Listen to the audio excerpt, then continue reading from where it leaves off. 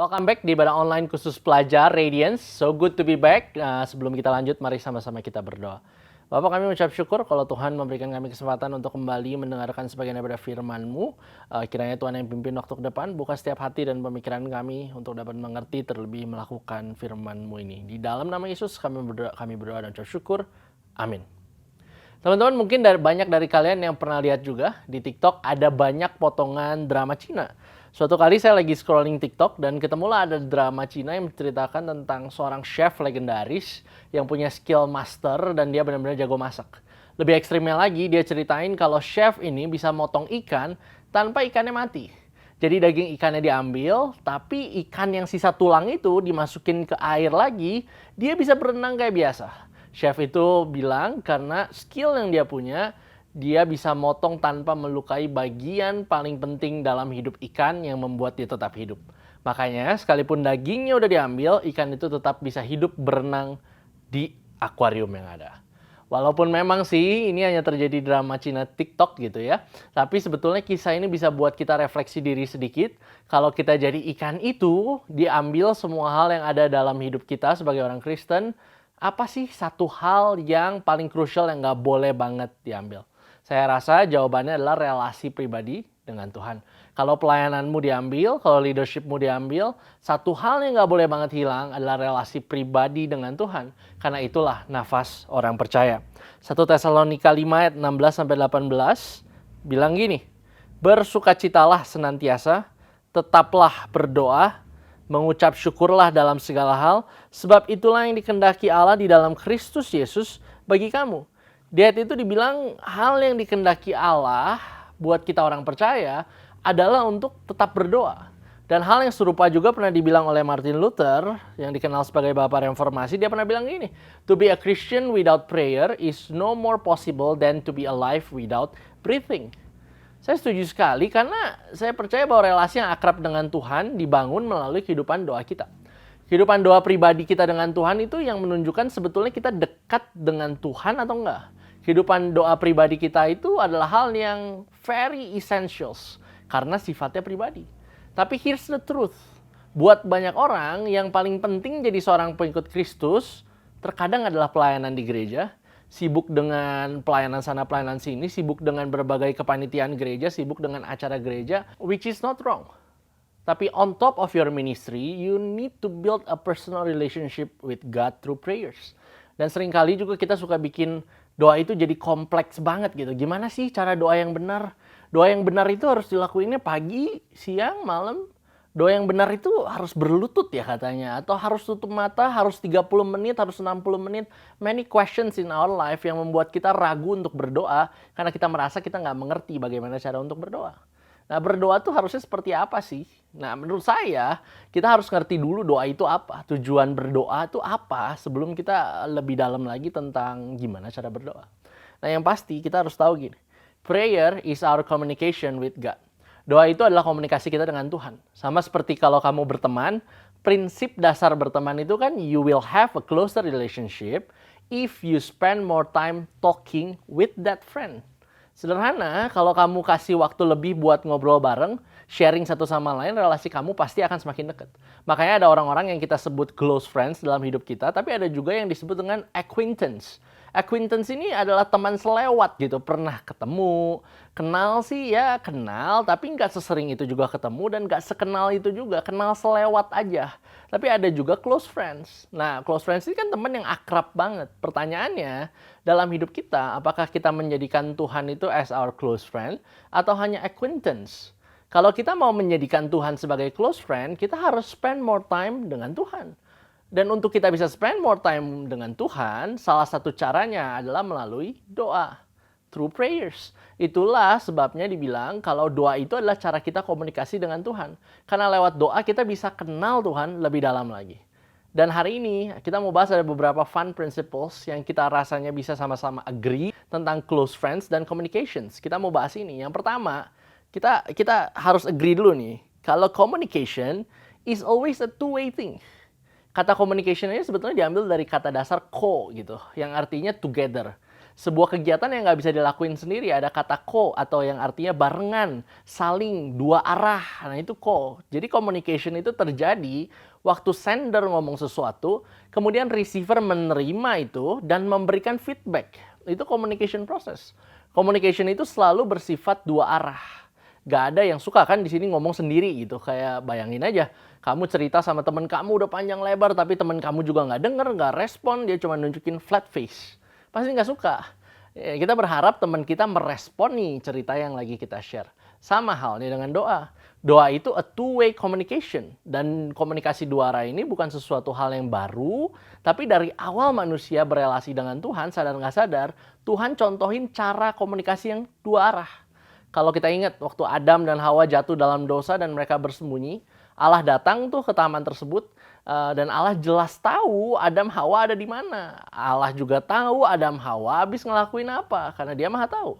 Tapi tetap Allah bertanya sama manusia, "Kamu ada di mana? Apa yang baru kamu lakukan? Siapa yang kasih tahu kalau kamu sekarang ini telanjang?" Tuhan tanya dan manusia jawab dua arah. Tuhan gak langsung marah dan ceramain manusia, tapi Tuhan simply bertanya sama manusia even though Tuhan tahu segala sesuatu yang terjadi. Jadi waktu kita membangun relasi sama Tuhan lewat doa, kita harus membiasakan diri untuk berdoa itu dua arah. Sadar nggak sadar, bahkan untuk diri saya sendiri juga, saya perlu terus remind kalau doa itu dua arah. Seringkali kita yang suka ngomong, terus langsung kita tutup doanya. Tanpa pernah memberi ruang untuk Tuhan berbicara dalam hidup kita. Memang Tuhan nggak bicara secara audible, kayak kita ngobrol sama teman kita di sekolah gitu, tiba-tiba, "Hai kamu, haruslah kamu pergi ke sini." Enggak. Tapi yang kita mau belajar bersama hari ini adalah untuk memberikan ruang untuk kita diam dan Tuhan berbicara dalam hidup kita. Itu yang kita pengen lakuin. Di situ kepekaan rohani kita akan terlatih dan belajar untuk mendengar suara Tuhan. God's voice itu bisa ingetin kita terhadap suatu hal. Atau meneguhkan kita dalam keputusan yang lagi kita ambil. Atau menguatkan kita. Tuhan bisa berbicara itu. Tapi the principle gini, God can speak many things when we make room to listen.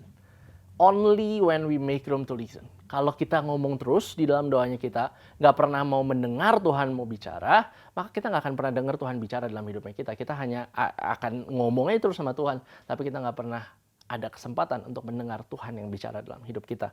Jadi ingat, communication itu always a two-way thing, gitu ya. Dan yang kedua, prinsip yang kedua yang kita mau pelajarin, relationship is built intentionally.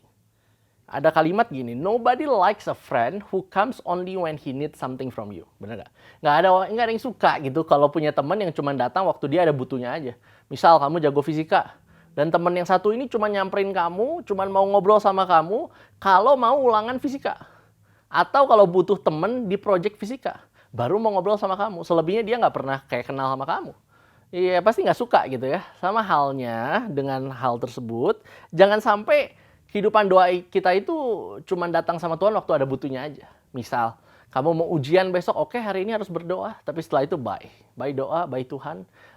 Yang penting kalau mau ujian berdoa. Atau kita lagi ngadapin masalah yang berat, langsung kita doa. Tapi the rest of the days, waktu kita happy, waktu kita merasa nggak ada masalah, kita lewati begitu aja tanpa pernah berdoa. Sadar nggak sadar, kalau kamu lakuin kayak gitu, kamu lagi treat doa itu cuman kalau lagi butuh aja. Kalau nggak butuh amat, ya udahlah nggak usah.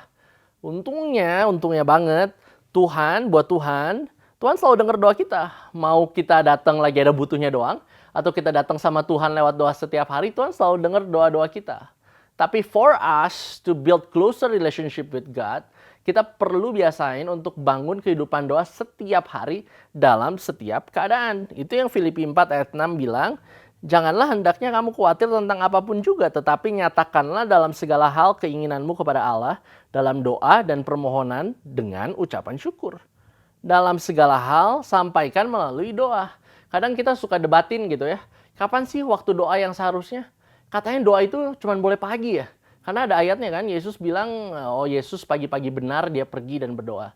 Tapi the fact is ada juga loh kisah di mana Yesus berdoa di malam hari. Contoh sebelum dia ditangkap, dia berdoa.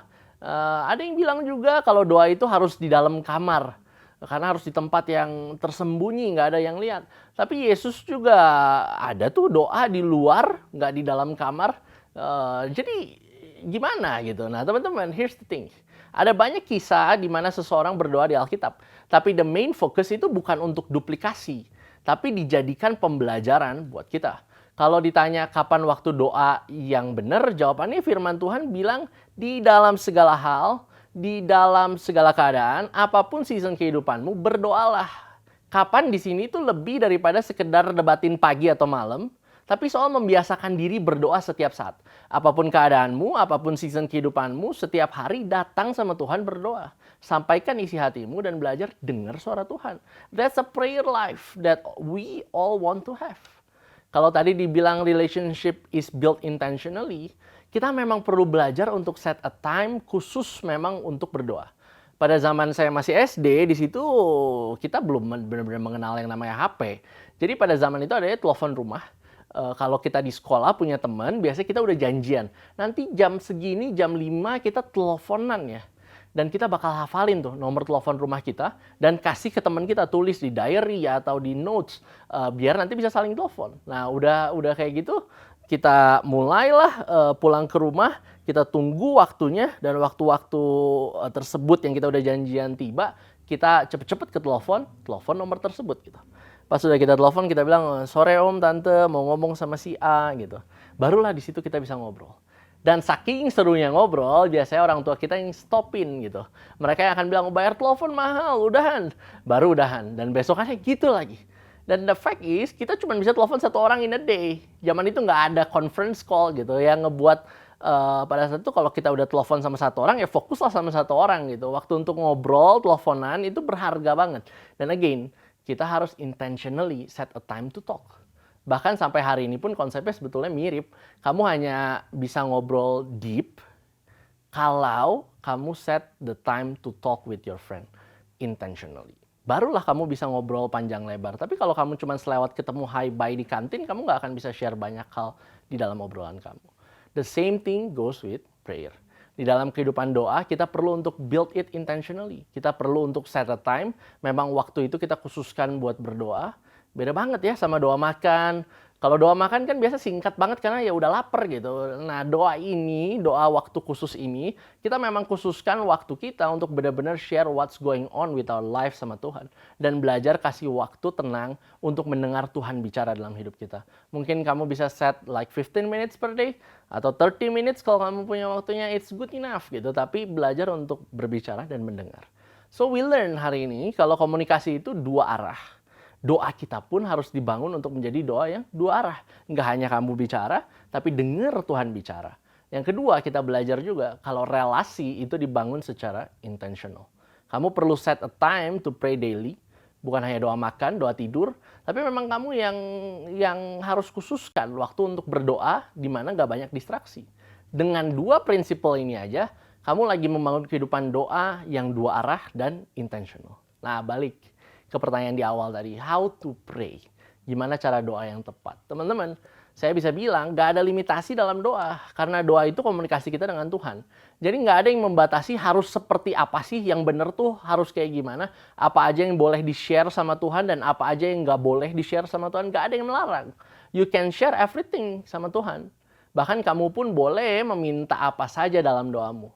Firman Tuhan katakan kan, mintalah maka kamu akan diberi. Kita pun bisa mengucapkan ucapan syukur kita kepada Tuhan lewat doa. Jadi ada banyak hal yang kita bisa share sama Tuhan lewat doanya kita. Nggak ada batasannya. Nah, tapi apa yang menjadi isi doamu memang no limitation. Seperti kita ngobrol sama teman, ya we can share anything with our closest friend. Kita bisa share yang super private juga sama Tuhan. Karena ya sebetulnya Tuhan tahu apa yang kamu alami. Tapi karena balik lagi relationship itu build-nya intentionally, Tuhan mau denger itu tetap dari kamu langsung. Dan Tuhan juga mau tetap berbicara dalam hidupmu. Nah, jadi ingat waktu kita berdoa, ada 3 hal yang kita mau pelajarin hari ini. Yang pertama, when we pray, pray with faith. Waktu kita berdoa, belajar untuk berdoa dengan iman. Karena di Markus 11 ayat 24 dibilang ini, karena itu aku berkata kepadamu, apa saja yang kamu minta dan doakan, percayalah bahwa kamu telah menerimanya. Maka hal itu akan diberikan kepadamu. Percayalah bahwa apa yang kamu doakan, kamu telah menerimanya. Nah, kita bisa belajar waktu kita berdoa dengan iman. Sekalipun belum melihat jawabannya, tapi berdoa with such attitude of faith yang memampukan kamu untuk berdoa seperti kamu udah menerimanya. Misal kamu lagi berdoa for a healthy friendship. Kalau kamu doa dengan iman, kamu punya confidence untuk berkata bahwa ya Tuhan pengen punya teman yang healthy gitu. Saya terima walaupun saya belum lihat. Tapi kalau kamu nggak punya iman, kamu hanya sekedar curhat doang sama Tuhan, kamu mungkin bilang gini, Tuhan pengen punya teman yang healthy deh. Tapi ya kalau masih belum ada, nggak apa-apa lah Tuhan, yang toksik juga nggak masalah lah. Yang penting nanti kalau ada, ya bolehlah Tuhan kasih. Nggak ada imannya gitu, nggak ada keyakinannya bahwa kamu sudah menerima. Tapi kalau kamu udah menerima seperti yang tadi, Tuhan saya terima teman yang healthy, yang membawa saya bertumbuh. I receive it with faith and thank you Lord. Itu pray with faith. Dan yang kedua, kita mau belajar when we pray, pray with the right intention. Waktu kita berdoa, make sure isi doa kita sesuai dengan kehendak Tuhan. Dan disampaikan dengan sikap hati yang benar.